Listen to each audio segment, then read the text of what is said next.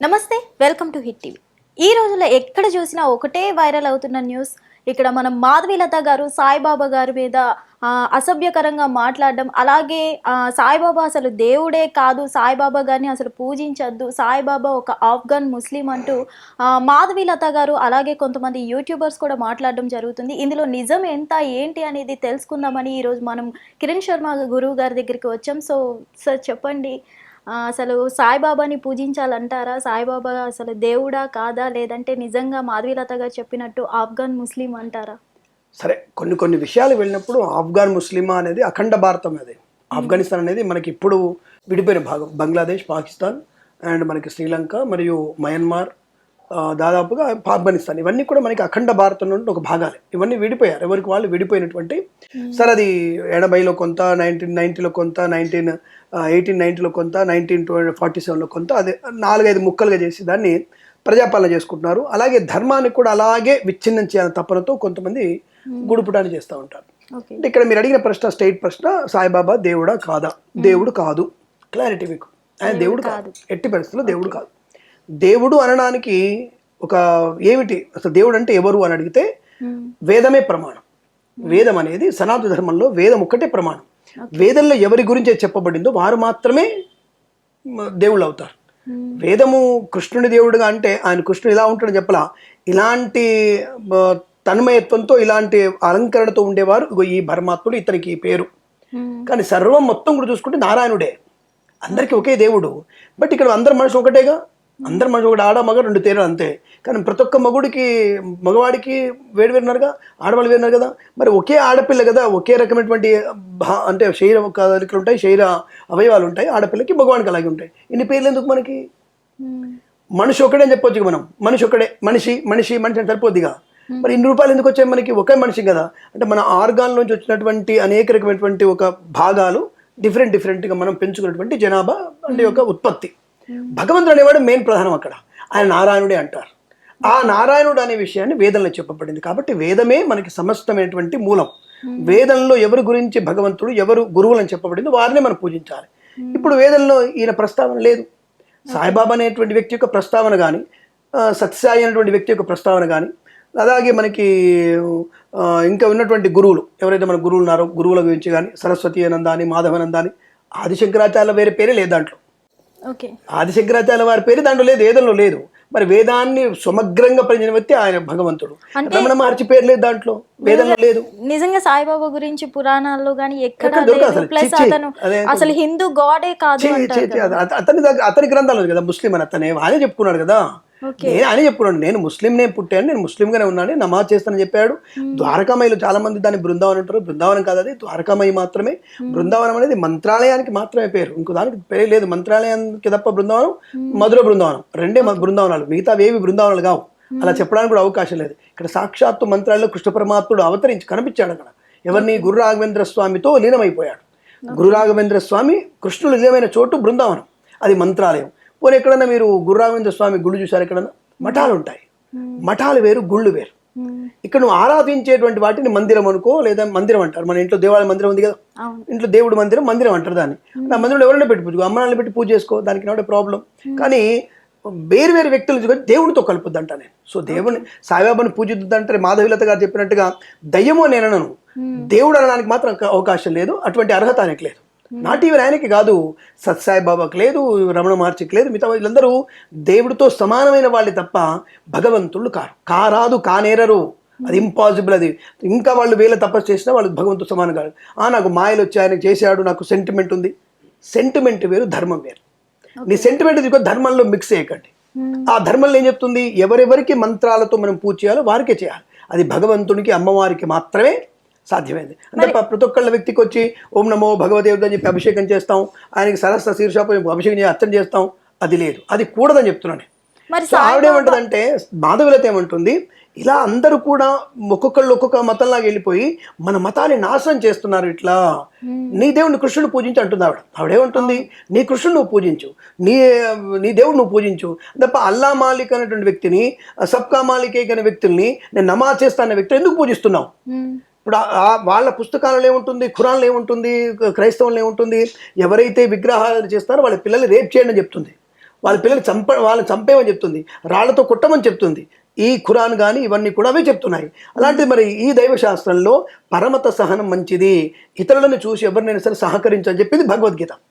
అంటే ఖురాన్లో ఇలా ఉంది అంటారు, చెప్తున్నారు, వాళ్ళే చెప్తారు కదా. చంపమని రేప్ చేయమని ఉంది. విగ్రహాలను చేసే వాళ్ళని, విగ్రహాన్ని పూజించే వాళ్ళని రాళ్ళతో కూడా చంపేయండి అని చెప్తారు వాళ్ళు. ఓకే, అది ఖురాన్ చెప్తారు. అలా చేస్తే ఏమొస్తుంది అంటే జన్నత్ వస్తుంది అంటారు. ఇక్కడ ఈ హిందూ ధర్మం ఏం చెప్తుంది, నువ్వు ఎవరినైతే ప్రేమిస్తావు, ఎవరినైతే సేవిస్తావు, నీకు పుణ్యం కలుగుతుంది, పుణ్యప్రాప్తి వల్ల మోక్షం వస్తుందని చెప్తుంది. స్వర్గానికి మోక్షానికి చాలా తేడా ఉంది. మరి మాధవీలత గారు ఇలాగే సంతోషమాత ఆలయం ఇలా ఆలయాలు ఉన్నాయి, వాటికి వెళ్ళి పూజించండి అంటున్నారు. మరి సాయిబాబా ఆలయం ఎందుకు ఉంది అని ఆమె చెప్పడం జరుగుతుంది. ఆమె చెప్పిన దాంట్లో కరెక్టే ఉన్నప్పుడు ఎందుకు ఆమె మీద కేసు ఫైల్ అయ్యిందంటారు? కేసు చాలా ఫైల్ అవుతాయమ్మా. ఇప్పుడు case file Saroor Nagar PS లో ఆమె మీద కేసు ఉంది కదా ప్రెసెంట్. ఇప్పుడు ఉంది భరతవర్ష అతని పేరు మీద కేసు ఫైల్ అయింది, రాధా మనో ఫెయిల్ అవుతుంది, ఇంకా గట్టిగా మాడితే మన వాళ్ళ మీద కేసు ఫైల్ చేస్తారు. ఇది కేసు ఫైల్ కేసు నిలబడవు, అది 57 యాక్ట్ కేసు నిలబడవు. ఎందుకంటే ఇప్పుడు ఒక 6 నెలల క్రితం, సంవత్సరం క్రితంలో కొంతమంది వ్యక్తులు బెంగళూరు నుంచి ఎక్కడి నుంచి వచ్చేసి వాళ్ళు విగ్రహాల మీద మూత్రాలు పోసి విగ్రహాలు ఇరగొట్టినటువంటి మనం చూసాం. అది యాక్చువల్గా పెద్ద గొడవ అయ్యేది, అసలు పెద్ద గొడవ అయ్యేది. కానీ మన వాళ్ళందరూ వెళ్ళి వద్దు, ఇది అనవసరం అసహనంగా తీసుకొని చేయొద్దు అని చెప్పేసి అన్నారు. వాళ్ళు ఎవరైనా అంటే ముస్లిమ్సే ఉన్నారు, క్లారిటీగా చెప్పారు, ముస్లిమ్స్ వచ్చారు. వాళ్ళు లాస్ట్కి ఏమన్నారు, పాపం వాళ్ళు మానసిక వికలాంగులు అని చెప్పారు. అంటే మానసిక వికలాంగుడు బెంగళూరులో బయలుదేరి వయా కర్నూలు మించి వస్తున్నప్పుడు హైదరాబాద్కి వచ్చేసి డైరెక్ట్గా ఆంజనేయ స్వామి గుడికే వచ్చి ఆంజనేయ స్వామి గుడి ఉచ్చబోసాడు. ఇది ఎంతవరకు సహజం? అది అంటే మతి భ్రమణం లేనివాడు కేవలం వెతుక్కుంటూ ఈ గుళ్ళ మీదకే వస్తారా? రైట్, అక్కడ అమ్మవారి గుడికి వెళ్ళాడు ఆయన, మతి భ్రమంతో ఒరిస్సా నుంచి ఎక్కడి నుంచి బీహార్ నుంచి వచ్చి ఆయన డైరెక్ట్గా వచ్చి అక్కడ అమ్మవారి గుళ్ళ మీదనే విరగొడతారు. అంటే ఈ మతి ఛాందస్ అంటే మతి లేని వాళ్ళు, భ్రమణ ఉన్న వాళ్ళు అంటే ఆ విగ్రహాలను వెతుకొని అంటే అంత దూరం నుంచి వేల కిలోమీటర్స్ వచ్చేసి ఆ విగ్రహాన్ని ధ్వంసం చేస్తారా? ఇది క్లారిటీయా? ఇది మనం దాని గురించి మాట్లాడదామా? అదే అటువంటి విషయాల్లో మీరు ఎటువంటిలో అంటే ఇది ఒక హిందూ ధర్మాన్ని నాశనం చేసేందుకు కింది అంటే చాలా ఒక విషయం. 1980కి ముందు ఎందుకు లేవు ఇవన్నీ? 1980కి ముందు ఇన్ని గుళ్ళు ఎందుకు లేవు? ఆ అడిగే ప్రశ్న సమాధానం చెప్దాం మనం. ఇప్పుడు ఎందుకు ఆ విషయంలో అంటే నేను అనుకున్నది ఈజీ మెథడ్. సాయిబాబా అంటే ఈజీ మెథడ్. చెప్పులు బూట్లు మాత్రం పేసి కాళ్ళు అడగకుండా మనం డైరెక్ట్గా గుళ్ళకి వెళ్ళి సాక్షుల మీద గుడికి వెళ్ళిపోవచ్చు, ఆయన గద్దె మీదకి ఎక్కొచ్చు, ఆయన బుగ్గను ముద్దు పెట్టుకోవచ్చు, ఆయన కాళ్ళని నాకోవచ్చు, ఆయనకి చాక్లెట్ పెట్టవచ్చు, బిస్కెట్ పెట్టచ్చు, 2 కోడిగుడ్లు పెట్టవచ్చు, కొండలు పోతే మాంసం పెట్టవచ్చు. ఇప్పుడు కేక్లో ఏముంటుందమ్మా? ఎగ్గే ఉంటుందిగా, ఆ కేక్ పెడతారు. మనం మడితో చేయక్కర్లేదు. మనం ఆడవాళ్ళకి ఇబ్బంది ఉన్న రోజుల్లో తీసుకొచ్చి దేవుడి దగ్గర నైవేద్యం పెట్టి దేవుడు ముట్టుకోవచ్చు, దానికి ఏం సెంటిమెంట్ లేవు. ఇక్కడ అలాంటిది ఏం లేదు, మీరు నేరవచ్చు. అదే మరి హిందూ ధర్మంలో అమ్మవారి గుడికి వెళ్ళాలంటే కాళ్ళు కడుక్కోవాలి, పసుపు పెట్టుకోవాలి, పారాన్ని పెట్టుకోవాలి, చీర కట్టుకోవాలి, అంటే చీర కట్టుకోవాలి. ఇక్కడ టైట్ జీన్స్ వేసుకొని వెళ్ళొచ్చు, టైట్ జీన్స్ మిడ్డిల మీద కూడా వెళ్ళొచ్చు. అదే నా సంస్కారం అంటే. అంటే అక్కడ అవకాశం ఉంది, అక్కడ వెళ్తున్నారా? లేదు మీరు తప్పు మాడుతానండి, మా ఇక్కడ నేను కూడా నిండ చీర కట్టుకుని వెళ్తాను. మరి ఎందుకు? ఇప్పుడు నువ్వు కృష్ణుడిని పూజిస్తే కదా నువ్వు అక్కడికి పోడకుండా ఉండాల్సిన అవసరం. ఎందుకు పూజిస్తున్నావు అంటున్నాం మేము. పూజించొద్దా అని అడుగుతలేము. ఎందుకు అంటే మాకు సెంటిమెంట్, ఆయనకు అన్నట్టు కనబడింది, నాకు ప్రమాదం వచ్చింది. మొన్న నాకు ఒక ఆవిడ మంగళగిరి నుంచి లాయర్ సౌందర్య గారు ఫోన్ చేశారు, గురుగారు మీరు మాట్లాడేది కరెక్ట్ ఉంది కానీ మీరు ఆయన్ని వ్యతిరేకించని చెప్పండి. వ్యతిరేకించని చెప్పట్లా, ఆయన వ్యతిరేకించకండి. ఇప్పుడు పరధర్మం అనేది హిందూ ధర్మం చెప్తుంది, పరధర్మాన్ని గౌరవించు, నీ ధర్మాన్ని మాత్రమే పాటించని చెప్తుంది. అది ఇంకొకరి మతంలో పరధర్మాన్ని పాటించొద్దు, నాశనం చేయని చెప్తుంది ఇంకొక మతాలు. అది వాళ్ళ పుస్తకాల్లో ఉంది, అది ఖురాన్లో ఉంది, క్రైస్తవుల బైబిల్లో కూడా ఉంది. ఫస్ట్ వాళ్ళే చెప్తుంటారు. అది వీడియో ఇప్పటికి ఉన్నాయమ్మా, ఓపెన్ సీక్రెట్ వీడియోలు ఉన్నాయి. వీళ్ళని కొట్టి చంపితే ఏమవుతుందంటే జన్నత్ వస్తుంది. జన్నత్ అంటే ఏంటంటే 72 మంది కన్యలు స్వర్గంలో వాళ్ళతో ఎంజాయ్ చేయొచ్చు అంటారు వాళ్ళు. మాకు ఇస్తారా వీడియోలు ఏమైనా? అదే అదేంటారు కదా, మనకు మీకే దొరుకుతాయి బోర్డు. నేను షేవ్ ఎందుకు చేసుకుంటా, నేను షేవింగ్ కాకపోతే నాకు అది సేవ్ చేసుకోవడం తలకాయ ఎందుకు, మీకే దొరుకుతాయి అంటున్నా. హిట్ టీవీలు మీకు టీవీ వాళ్ళు చెక్ చేయండి, దొరుకుతాయి, బోర్డు దొరుకుతాయి మీకు. రెండవది, మొన్నటికి మొన్న ఒక సాయిబాబా గుడిలో నమాజ్ చేస్తున్నారు, అల్లానే పాటలు పాడుతున్నారు. అది కూడా ఉంది, వీడియోలు కొన్ని వచ్చాయి. నేను సేవ్ చేసుకోలేదు, ఎందుకంటే వీటితో నాకేమవుతుంటుంది తలకాయ నొప్పి అని. ఇంకా మొన్న జనవరి 1 రోజున ఒక సాయిబాబా దేవాలయంలో జీసస్ ఫోటో పెట్టి ఆయనకు హారతులు ఇస్తున్నారు. అంటే ఇది ఎక్కడికి వెళ్తున్నట్టు? ఇక్కడ మనోభావాలు దెబ్బతింటున్నాయి. అంటే మీరు ఒక తత్వాన్ని తీసుకొని దాంట్లోకి వెళ్ళిపోయి కృష్ణుడిని, వెంకటేశ్వర స్వామిని, సుబ్రహ్మణ్య స్వామిని మర్చిపోయి ఈ మతం లేదన్నట్టుగా బౌద్ధ మతంలోకి వెళ్ళినట్టుగా ఇది కూడా ఒక మతం తయారవుతున్నట్టుగా వాళ్ళే ప్రకటిస్తున్నారు. మతం ఈ సాయి మతం వద్దని. అంటే హిందూ ధర్మాన్ని నాశనం చేద్దామనే ప్లాన్తోనే సాయి మతం వద్దంటున్నారు అంటే దేవుడిగా. కాబట్టి ఇటువంటి దాన్ని వ్యతిరేకిస్తున్నారు. దాన్ని వ్యతిరేకించడానికి తప్పేముంది దాంట్లో? అందుకే దేవుడు అనేది కాదు. నీకే దేవుడు అనే విషయం ఉంటే నాకు వేదంలో చూపించండి, పురాణాలు చూపించండి.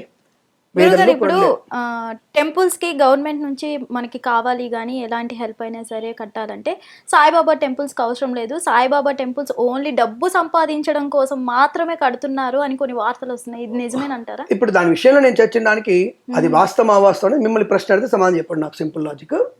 తిరుమల తిరుపతి దేవస్థానం నుంచి వచ్చేటువంటి కొన్ని వేల కోట్లు రోడ్డు రవాణా శాఖకి, అలాగే కొన్ని బ్రిడ్జిలు కట్టడానికి, ఇతరమైనటువంటి అంటే హిందూ ధర్మ రక్షణ కోసం దానికి అనేక దేవాలయాలు కడుతూ స్థలాలు కొంటుంది. ప్రభుత్వం స్థలాలు కొని అక్కడ దేవాలయం కడుతూ, ఒక దేవాలయం స్టార్ట్ అయిందంటే ఆ చుట్టుపక్కల కనీసం 500 కులవృత్తుల వారికి ఆదాయం వస్తుంది. 500 మంది, బాగా గుర్తుపెట్టుకోండి, 500 మంది కులవృత్తుల వారికి వాళ్ళ కుటుంబాలు జీవనోపాధి సాగిస్తాయి. ఆ రెవెన్యూ వల్ల 10 మందికి ఇంకా సేవ చేసేటట్టు ఉంటుంది. అది హిందూ ధనాశ్రమానికి.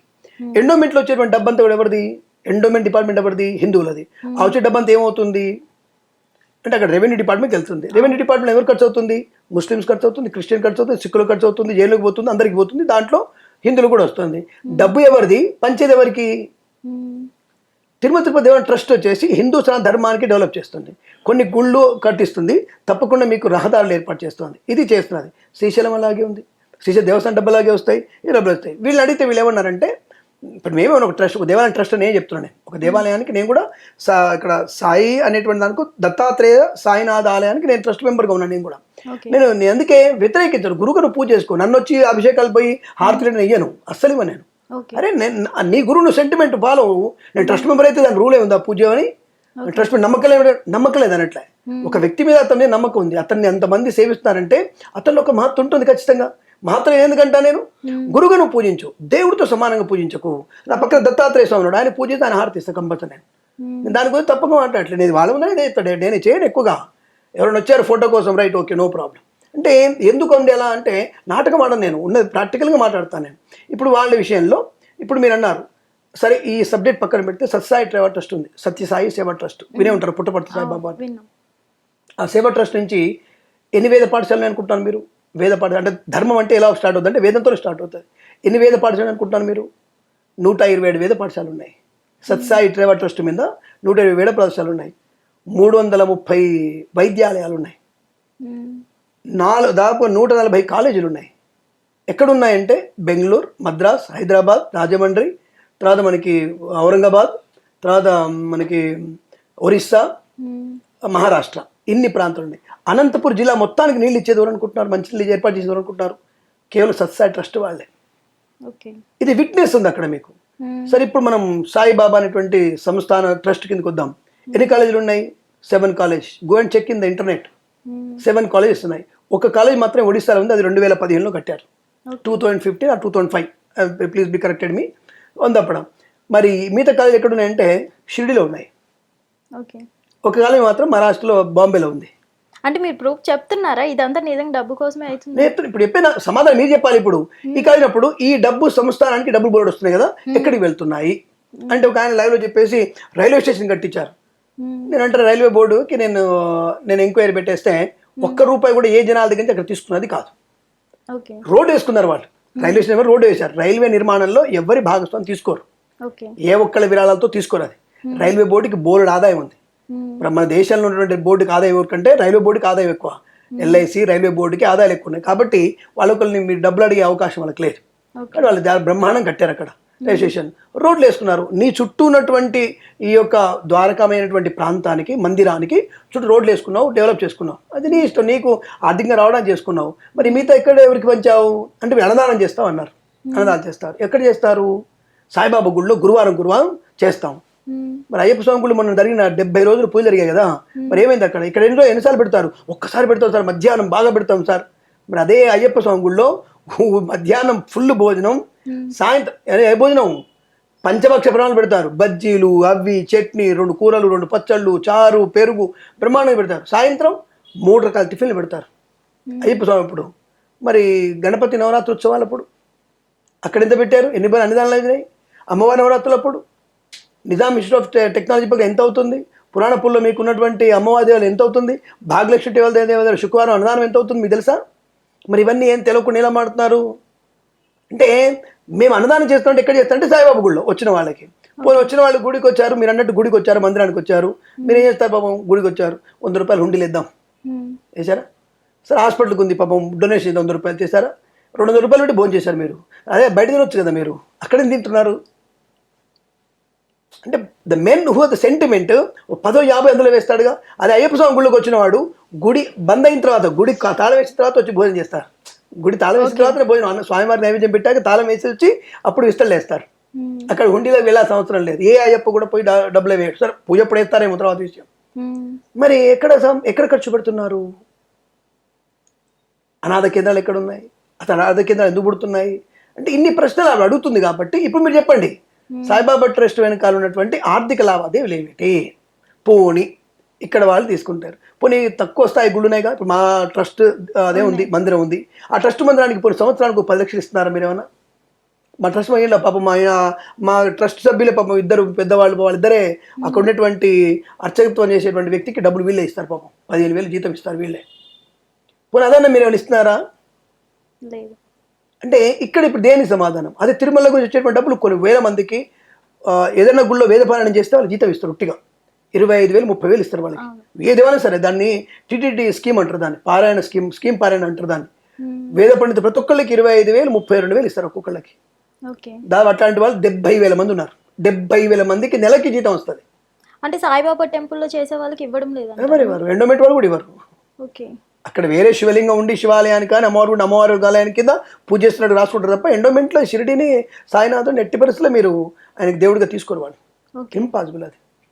మరి సాయిబాబా దేవుడు కాదు అని మీరు చెప్తున్నారు, వాళ్ళ ఎండోన్మెంట్ కేంద్రం వాళ్ళు కూడా ఇవ్వరు.